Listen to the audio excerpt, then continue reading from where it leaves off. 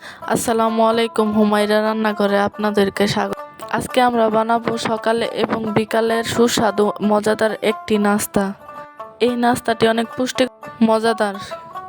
প্রথমে আমরা একটা বাটিতে নিয়ে নিয়েছি আটা, ওখানে দিয়ে দিয়েছি সাদা তেল। সাদা তেলটা দিয়ে আমি ভালো করে এখন এইগুলো মিক্স করে নেব। আটাগুলো ভালো করে মিক্স হয়ে গেলে যখন দেখবেন যে আটাগুলো মুঠি মারা যাচ্ছে, তখন মনে করবেন যে আটাগুলো আমার মেশানো হয়ে গিয়েছে। তারপরে এখানে দিয়ে দিবেন পরিমাণ মতন পানি। পানিগুলো আস্তে আস্তে দিতে হবে, একবারে দিয়ে দিলে হয়তো নরম হয়ে যেতে পারে। এই কারণে আমি পানিগুলো আস্তে আস্তে দিয়ে হাত দিয়ে মিশিয়ে নিচ্ছি। অল্প অল্প করে দিয়ে মিশিয়ে নিতে হবে, না হলে কিন্তু নরম হয়ে যাবে, আর নরম হয়ে গেলে এই নাস্তাটা বানানো যাবে না। তারপরে আমি এই আস্তে আস্তে পানি দিয়ে আমার আটাগুলোকে আমি ভালো করে মিশিয়ে নিচ্ছি। ভালো করে মিশিয়ে এখন আমি এখানে একটা ডো বানিয়ে নিয়েছি। এটাকে এখন আমি ঢাকনা দিয়ে ঢেকে 2 মিনিটের জন্য রেখে দেব। রেখে এখানে আমি নেব। আগে থেকে সিদ্ধ করে পরিষ্কার করে নিয়েছি। এখানে 3টে আলু এবং 1টি ডিম। আমার পরিমাণটা একটু বেশি, এই কারণে আমি 3টে আলু আর 1টা ডিম নিয়েছি। আপনার পরিমাণটা যদি কম হয় তাহলে অবশ্যই কম করে নেবেন। এখানে আমি একটা নিয়েছি ব্রেটার। ব্রেটারটা দিয়ে আমি আলুগুলোকে ব্রেড করে নেব। ভালো করে ব্রেড করে নিয়ে আলুগুলোকে ব্রেড করে নিয়েছি। এখন আমি আমার ডিমটা আছে, ডিমটাকে ব্রেড করে নেব। অবশ্যই ভালো করে ব্রেড করে নিতে হবে। আলুগুলোকে একেবারে পুরোপুরি সিদ্ধ করা যাবে না। হাফ হাফ মানে 80% হয়ে গিয়েছে আর 20% হয়নি, এমন অবস্থায় নামাতে হবে, না হলে এটা কিন্তু ভালোভাবে হবে না। তারপরে আমি এটা ব্রেটার দিয়ে ভালো করে মিশিয়ে নিচ্ছি, ম্যাশ করে নিচ্ছি। অবশ্যই ব্রেটার দিয়ে ম্যাশ করে নিতে হবে, না হলে কিন্তু এই নাস্তাটা বানানো যাবে না। এখানে আমি আলুগুলো ব্রেড করে নিচ্ছি, আপনারা অবশ্যই দেখতে পাচ্ছেন। বন্ধুরা, আমার ভিডিওটা যদি ভালো লাগে এবং আপনাদের উপকারে যদি আসে তাহলে অবশ্যই লাইক করবেন আর কমেন্ট করে জানাবেন নাস্তাটা কেমন হয়েছে। আর লাইক দিবেন, আর যদি ভিডিওটা ভালো লাগে তাহলে অবশ্যই চ্যানেলটা সাবস্ক্রাইব করে রাখবেন নতুন নতুন ভিডিও পাওয়ার জন্য। এখানে আমার সবগুলো ম্যাশ করা হয়ে গিয়েছে। তারপরে আমি এই জিনিসগুলোকে ভালো করে একসাথে মিশিয়ে নেব। এখানে আমি দিয়ে দেব হচ্ছে কাঁচামরিচ। ঝালের জন্য পরিমাণ মতো অবশ্যই নিতে হবে। কাঁচামরিচ আর একটা পেঁয়াজ দিয়ে দিয়েছি। তারপরে আমি এখানে দিয়ে দেব পরিমাণ মতো লবণ। অবশ্যই লবণটা পরিমাণ অনুযায়ী দিতে হবে, বেশি কম হলে কিন্তু হবে না। তারপরে আমি এখানে দিয়ে দিব অল্প পরিমাণে গুঁড়ামরিচটা দেব অবশ্যই ঝাল হওয়ার জন্য। ঝাল হলে এই জিনিসটা খেতে অনেক মজাদার হয় এবং সুস্বাদু। বাচ্চাদের জন্য যদি বানান তাহলে অবশ্যই মরিচগুলো স্কিপ করবেন। তারপরে আমি এখানে দিয়ে দিয়েছি গরম মশলাটা দিয়ে দিয়েছি, এতে এটা স্বাদটা দ্বিগুণ বেড়ে যাবে।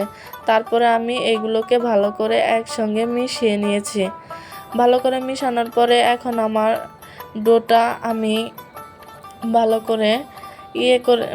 করে ডোটা বানিয়ে নেব।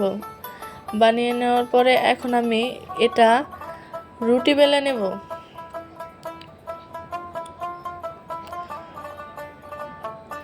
একেবারে সহজ এবং সুস্বাদু নাস্তা, বিকালে এবং সকালের জন্য অনেক সুস্বাদু। বাচ্চাদের টিফিনের জন্য আরও বেশি ভালো। বাচ্চাদের জন্য অনেক স্বাস্থ্যকর এবং পুষ্টিকর খাবার।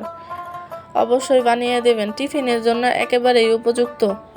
তারপরে আমি এটা দিয়ে আমি এখন একটা রুটি বানিয়ে নেব। বন্ধুরা, আমি ভালো করে রুটি বানাতে পারি না। আপনারা যেহেতু যারা রুটি বানাতে পারেন তাদের জন্য অবশ্যই অনেক সহজ হবে। আমার জন্য একটুখানি কষ্টকর হয়ে যাচ্ছে। তারপরে আমি এখানে রুটিটা ভালো করে বেলে নেব। রুটিটা এমনভাবে বেলতে হবে, একেবারে পাতলাও না, একেবারে ভারীও না, মিডিয়াম মতো রাখতে হবে। মানে একটা রুটি যেভাবে বানায় তার থেকে একটু পরিমাণে মোটা রাখলেই হবে। তারপরে আমি এখানে দিয়ে দেব আমার ম্যাশ করা আলু, ডিম এবং মশলা দেওয়া ইয়েগুলো। এটা অনেক সুস্বাদু এবং অনেক টেস্টি। এটা আমি এখানে ভালো করে দিয়ে দেব।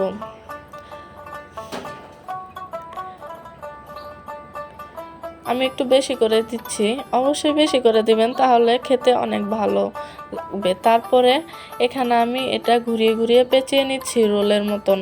এটাকে ভালো করে ঠাসা দিতে হবে না, এমনি বসে যাবে। আর শেষ মাথাটা যদি না বসে তাহলে অবশ্যই একটুখানি পানি দিয়ে বসিয়ে নেবেন। তারপরে আমি এখানে সমান করে ছুরি দিয়ে কেটে নিচ্ছি। 2 মাথাটা কেটে তারপরে মাঝখান দিয়ে আমি ছোট করে সাইজ করে কেটে নিচ্ছি। আমার এইগুলো আগে থেকে বানিয়ে রেখেছিলাম, আপনাদের দেখানোর জন্য আমি একটা বানিয়ে নিয়েছি। তারপরে আমি এখানে নিয়ে নেব একটা বাটিতে নিয়ে নেব পরিমাণ করে। এগুলোর জন্য আমি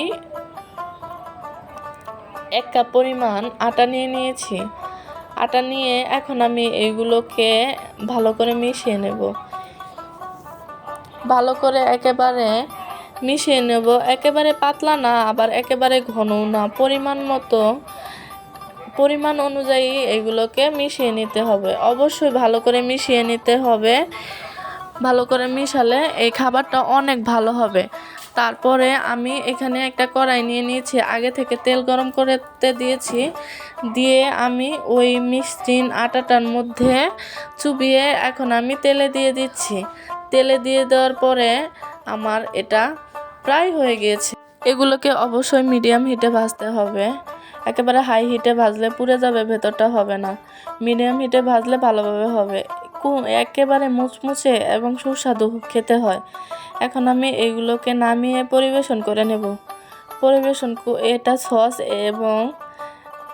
এটা সসের সঙ্গে খেতে অনেক মজাদার হয়।